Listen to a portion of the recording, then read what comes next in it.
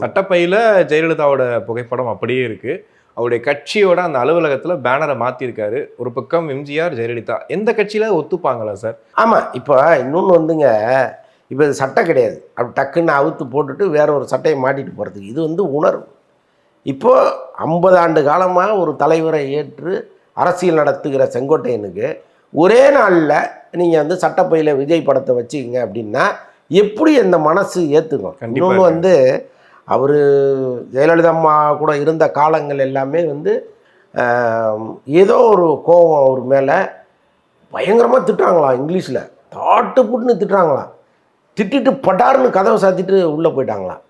இவருக்கு என்ன பயம்னா அதே கோபத்தோட ஒரு 2 நிமிஷத்துக்கு மறுபடியும் கதவை திறந்து திட்டத்துக்கு தேடும்போது நம்ம இல்லாமல் போயிட்டோம்னா என்ன பண்ணுறது அப்படின்னு நின்றுக்கிட்டே இருக்காரான். கதவை சாத்திட்டு போயிட்டாங்கன்னு நின்றுக்கிட்டே இருக்காரான். திரும்ப கதவை திறந்துருக்காங்க. திறந்தோடனே பார்த்துட்டு, செங்கோட்டையன் கொஞ்சம் உள்ளே வாங்க, சாப்பிட்டு போங்க அப்படின்னு சொல்லி கூப்பிட்டு போயிட்டாங்களாம். போய் சாப்பாடு அந்த டைனிங் டேபிளில் உட்காந்தோடனே வழக்கமாக வந்து அவங்களுக்கு பரிமாறுகிற சர்வெண்ட் வந்து சாப்பாடெலாம் எடுத்துகிட்டு வந்திருக்காங்க, நீங்கள் போங்கன்னு சொல்லிட்டு அவங்களே பரிமாறியிருக்காங்க.